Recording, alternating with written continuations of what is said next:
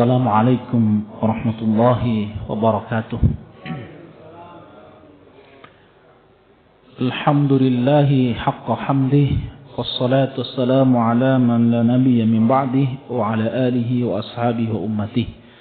Amma ba'du, para jemaah salat Isya dan salat tarawih yang dimuliakan oleh Allah Subhanahu wa taala.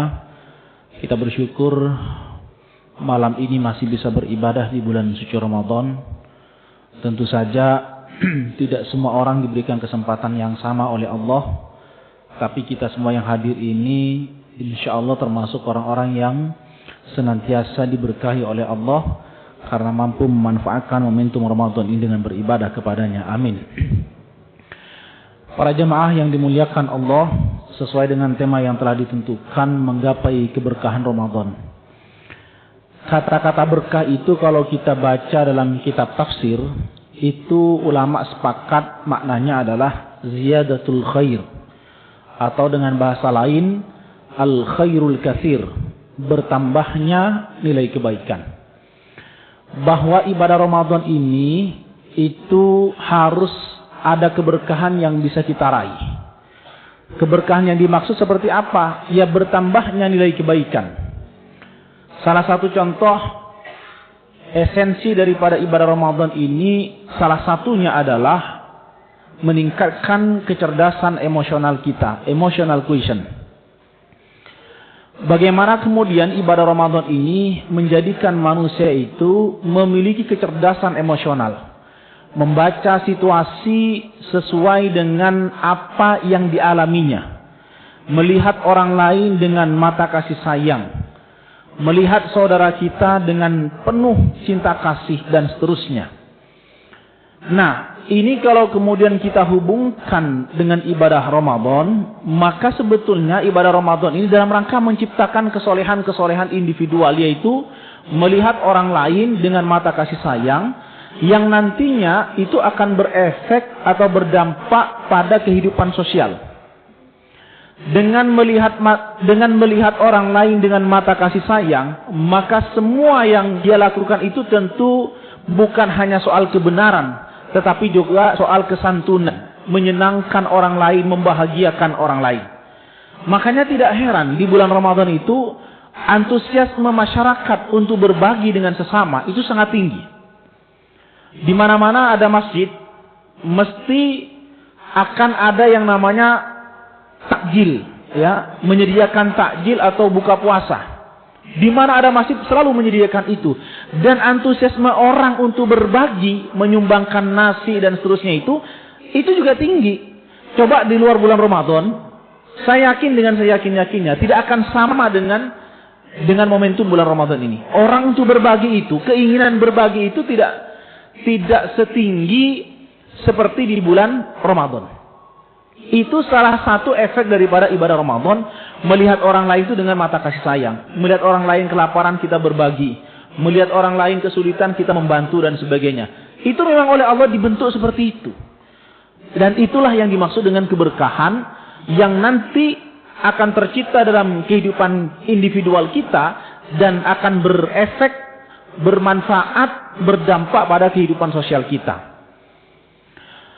Di dalam hadis disebutkan, ala inna fil jasadi mudghah. Ingatlah di dalam hati manusia, di dalam jasad manusia itu ada segumpal daging.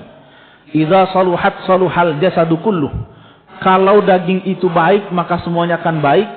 Wa idza fasadat fasadal jasadu kulluh. Tapi kalau daging itu jelek, jahat, maka semua yang dia lakukan, anggota tubuh itu adalah juga jelek.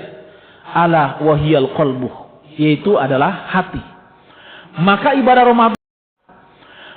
ibadah Ramadan ini juga dalam rangka mencerdaskan hati kita.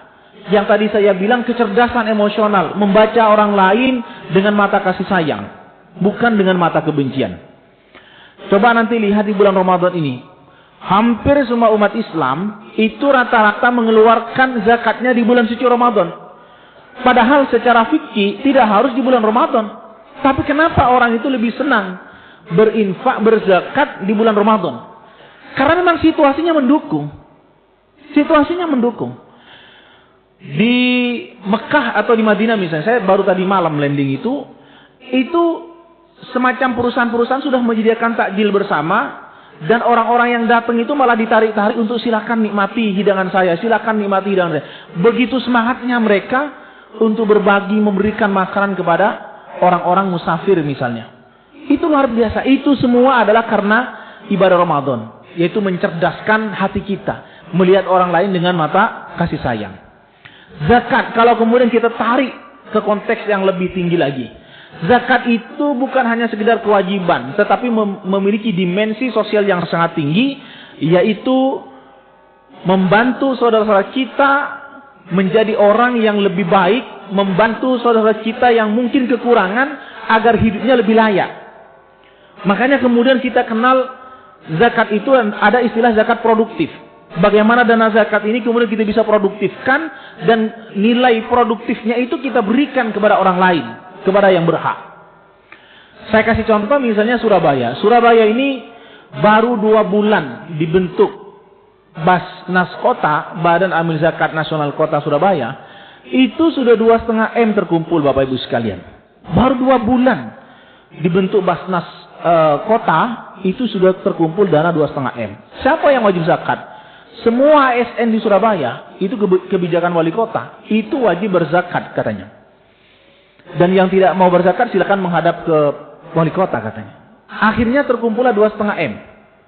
Saya tanya, uang segitu banyak dibuat apa oleh pemerintah Surabaya?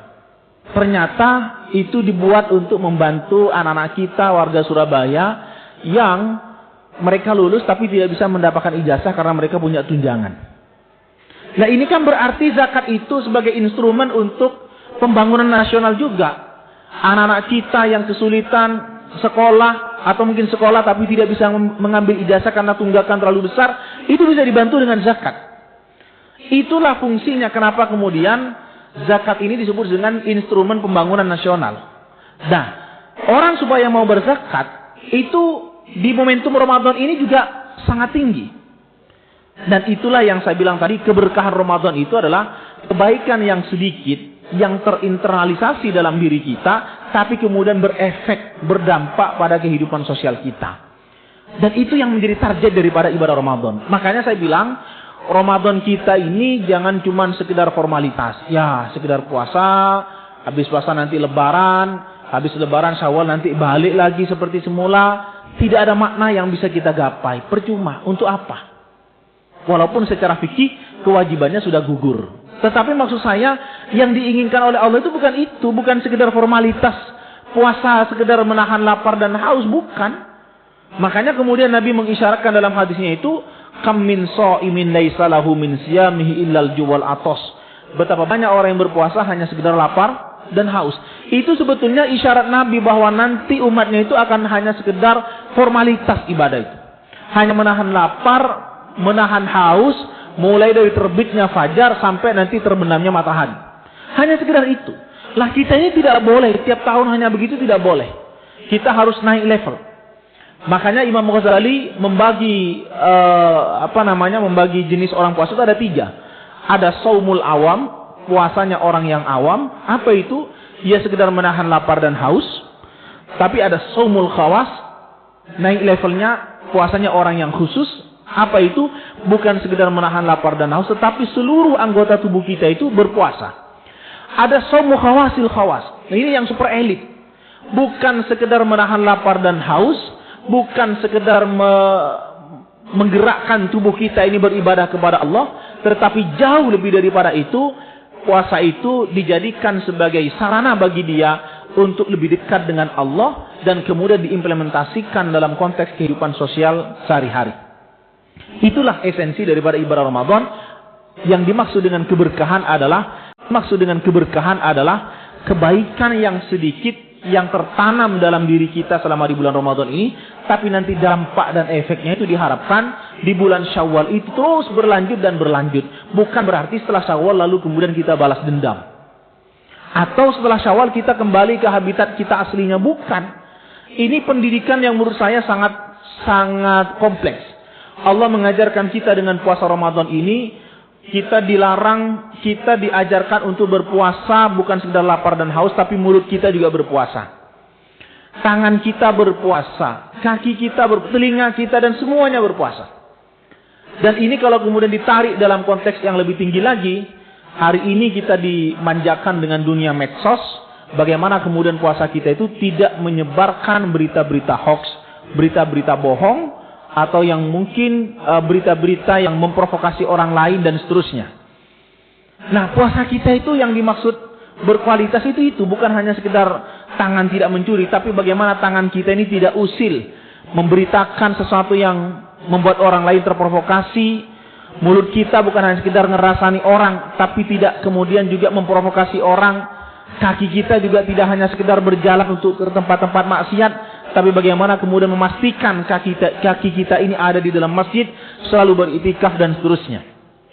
Itulah yang diharapkan daripada ibadah Ramadan, bukan sekedar formalitas, tapi harus ada esensi yang bisa kita gapai, yang kemudian kita sebut dengan keberkahan di bulan suci Ramadan itu sendiri.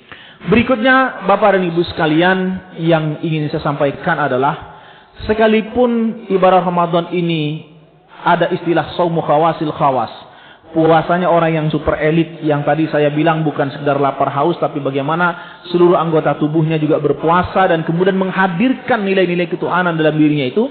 Tapi bukan berarti puasa kita ini lalu mengabaikan aspek kemanusiaan.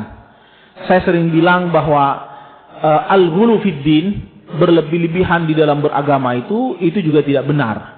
Artinya apa? Bahwa ya berpuasalah, tetapi tanpa harus meninggalkan kewajiban-kewajiban yang lain. Nah, yang sering kali terjadi, ini beberapa kasus di Surabaya ini, saya juga sering-sering dapat telepon itu, ada ibu-ibu yang saking semangatnya beribadah di bulan suci Ramadan, selalu itikaf di Masjid Al-Akbar setiap malam. Sementara suaminya di rumah itu sendirian, tidur sendirian, makan sahur sendirian dan sebagainya. Saya bilang ini namanya orang tidak proporsional. Saking semangatnya beribadah di bulan Ramadan, tapi dia meninggalkan kewajiban yang lain yang ada di rumah. Padahal andaikan dia mau beribadah di dalam rumahnya, itu sama pahalanya. Melayani suami, menemani suami makan sahur dan sebagainya. Itu yang saya bilang bahwa kehidupan duniawi dan ukhrawi ini harus selalu seimbang. Sekalipun tadi saya bilang saumu khawasil khawas, bukan berarti meninggalkan kewajiban-kewajiban yang lain. Tetap proporsional. Kalau memang itu sama-sama kewajiban, ya harus sama-sama dilaksanakan. Dan seterusnya. Saya kira itu poin inti yang saya sampaikan pada kesempatan ini, Bapak dan Ibu sekalian. Mudah-mudahan kita tidak terjebak pada rutinitas ibadah Ramadan yang setiap tahun ya seperti ini, tapi betul-betul membawa makna dalam kehidupan kita sehari-hari, menjadikan pribadi kita yang bertakwa kepada Allah Subhanahu wa taala. Sekian dan terima kasih. Al-'afwu minkum. Assalamualaikum warahmatullahi wabarakatuh.